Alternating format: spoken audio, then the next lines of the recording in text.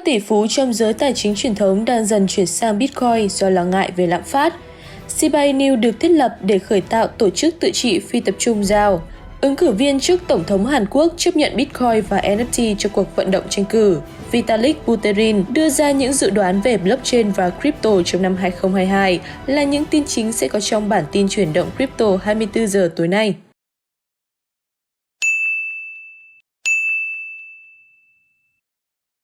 Play It Forward DAO, PIF DAO đã khởi động năm 2022 bằng cách thông báo đã huy động được 6 triệu đô la từ các nhà đầu tư tư nhân chỉ 6 tháng sau khi ra mắt. DAO bao gồm một bang hội với hơn 40.000 người chơi và 3.000 học giả trên khắp Philippines và Indonesia. Tất cả đều được quản lý thông qua chương trình quản lý học chơi để kiếm tiền. Hiện tại, DAO có người chơi trên một số trò chơi Metaverse P2E đáng chú ý, bao gồm Axie Infinity, Titan Arena, Pegasi và Dragonary. Người đồng sáng lập Cholo Maputo nói rằng số tiền này sẽ được sử dụng để mở rộng quy mô các chương trình học bổng của DAO, mở rộng quy mô nền tảng bằng P2E và tài trợ cho một số khoản đầu tư giai đoạn đầu vào các dự án cơ sở hạ tầng và trò chơi P2E.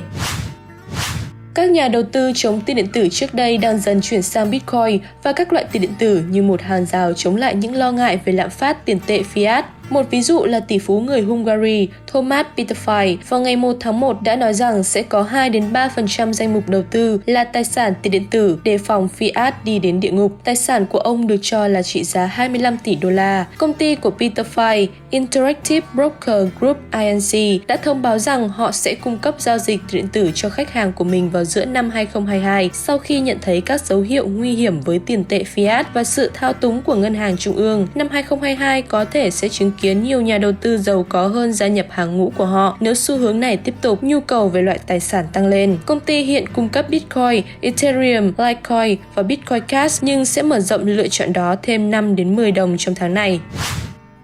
Dự án tiền điện tử meme nổi tiếng Shiba Inu được thiết lập để khởi động tổ chức tự trị phi tập trung DAO của riêng mình. Trong một bài đăng trên blog mới, các nhà phát triển Shiba Inu cho biết họ sẽ phát hành Doge DAO, giáo thức quản trị mới của SHIB, trong 2 giai đoạn riêng biệt. Giai đoạn đầu tiên dự kiến sẽ ra mắt trong những ngày tới, sẽ bao gồm các điều khoản để người dùng quyết định các dự án tiền điện tử và các cặp giao dịch nào sẽ được đưa vào Shiba Swap, sàn giao dịch phi tập trung của SHIB. Bond là mã thông báo quản trị của giao thức Shiba Swap. Phiên bản staking của nó, T-Bond, sẽ được sử dụng để bỏ phiếu trong Doge DAO. Chiến dịch tranh cử tổng thống của chính trị gia Hàn Quốc Lee Jae-myung, người đã chính thức trở thành ứng cử viên cho Đảng Dân Chủ Tiến bộ vào tháng 10, sẽ chấp nhận Bitcoin và Ethereum, cũng như 3 loại tiền điện tử khác. Những người ủng hộ am hiểu về tiền điện tử của Lee sẽ có thể bắt đầu đóng góp cho chiến dịch trong tháng này. Tất cả tiền điện tử được quyên góp sẽ chuyển đổi thành tiền mặt với sự trợ giúp của sàn giao dịch địa phương. Kế hoạch gây quỹ tiền điện tử của chính trị gia Maverick cũng bao gồm các mã thông báo không thể thay thế. Những người quyên góp cho chiến dịch của Lee sẽ nhận được biên lai NFT có ảnh của ứng cử viên với lời hứa chiến dịch của anh ta. Điều này khiến cựu thống đốc tỉnh Gyeonggi trở thành ứng cử viên tổng thống đầu tiên trong lịch sử ban hành NFT.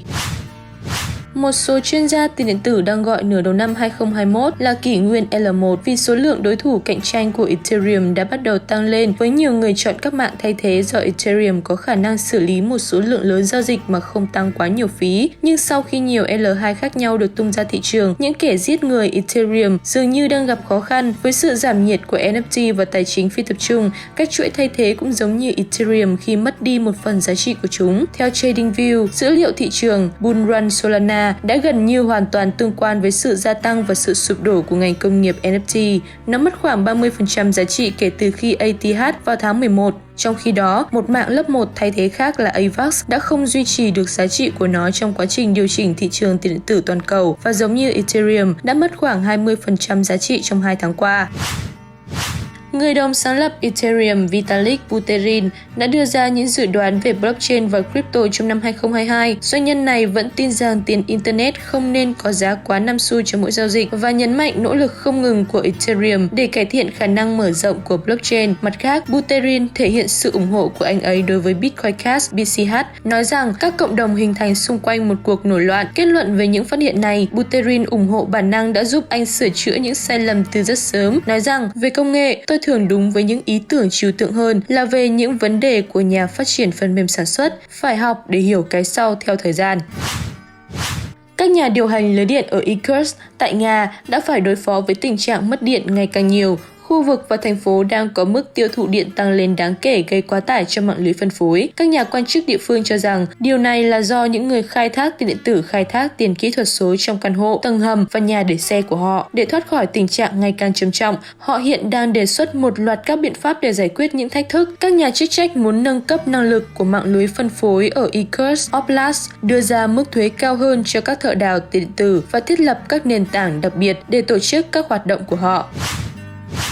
Giám đốc điều hành Tesla Elon Musk đã gợi ý rằng những sai sót lịch sử là đặc điểm của hệ thống tiền tệ hiện tại, là một khía cạnh mà tiền điện tử đang cố gắng khắc phục. Khi xuất hiện trên podcast Lex Fridman, Musk tuyên bố rằng các sai sót của tiền là do chính phủ có khả năng can thiệp vào nguồn cung tiền thông qua việc in ấn quá mức, làm loãng giá trị của đồng tiền. Musk lưu ý rằng chính phủ có khả năng lạm dụng quyền của mình để xác định nguồn cung tiền. Musk nói, tôi nghĩ tiền điện tử là một cách tiếp cận thú vị để giảm lỗi trong cơ sở dữ liệu được gọi là tiền do các chính phủ đóng góp, làm loãng nguồn cung tiền. Chính phủ có các đặc quyền chỉnh sửa trên cơ sở dữ liệu tiền và họ sử dụng các đặc quyền chỉnh sửa đó để kiếm nhiều tiền hơn bất cứ khi nào họ muốn. Điều này làm tăng lỗi trong cơ sở dữ liệu là tiền. Hơn nữa, Musk tin rằng các hệ thống tiền tệ hiện tại chạy trên công nghệ cũ cần được đại tu và tiền điện tử để cung cấp giải pháp thay thế hoàn hảo cho việc sửa chữa hệ thống. Sau đây là một số tin vắn đáng chú ý trong ngày. Gã khổng lồ điện tử Samsung của Hàn Quốc cho biết họ sẽ tích hợp nền tảng tổng hợp NFT mới trên TV thông minh của mình bắt đầu từ năm nay. Các thông báo ngày 3 tháng 1 nêu một vài bản cập nhật kế hoạch của Samsung để kết hợp với NFT vào trong các bộ phim trên TV thông minh. Nền tảng tổng hợp NFT sẽ đi kèm với một số tính năng cho phép khách hàng xem các bộ sưu tập kỹ thuật số của họ. Số lượng Bitcoin do các tập đoàn tư nhân nắm giữ đã tăng đáng kể trong năm 2021 dựa trên sự gia tăng so với năm trước. Trong một tweet vào ngày 3 tháng 1, nhà phân tích trên chuỗi Willy Woo tuyên bố rằng các công ty đại chúng nắm giữ số BTC đáng kể đã giành được thị phần từ các quỹ ETF giao ngay như một cách để tiếp cận mức độ tiếp xúc của BTC trên thị trường vốn công khai. Dữ liệu mới nhất từ Glassnode đã tiết lộ rằng hash rate Bitcoin hiện đã phục hồi hoàn toàn từ mức thấp của năm ngoái và cũng đã tiếp tục thiết lập mức cao nhất mọi thời đại mới chỉ 2 ngày đầu năm mới. Theo dữ liệu, hash rate Bitcoin hiện đang ở mức cao nhất mọi thời đại là 208 triệu terahash mỗi giây. Tỷ lệ bump cao hơn thường biểu thị rằng có nhiều người khai thác hơn trong không gian đang tìm cách giúp bảo mật mạng. Do đó, một số nhà phân tích có xu hướng coi đây là một dấu hiệu tăng giá cho ngành. Thị trường tiền số chiều nay vẫn đang cho thấy mức tăng trưởng chậm chạp khi vốn hóa toàn cầu vào lúc 16 giờ là 2,37 nghìn tỷ đô la, tăng 0,6% so với 24 giờ trước. Bitcoin trao đổi tại 47.085, giảm nhẹ 0,3%. Ethereum cho thấy dấu hiệu phục hồi khi tăng 2% giao dịch quanh mức 3.821 đô la, Binance Coin 527 đô la. CryptoLeaks VN xin cảm ơn nhà tài trợ CRVN Capital và quý khán giả đã đồng hành và ủng hộ chúng tôi. Hãy đăng ký kênh và nhấn chuông thông báo để nhận được những tin tức mới nhất về thị trường crypto. CryptoLeaks VN xin chào và hẹn gặp lại!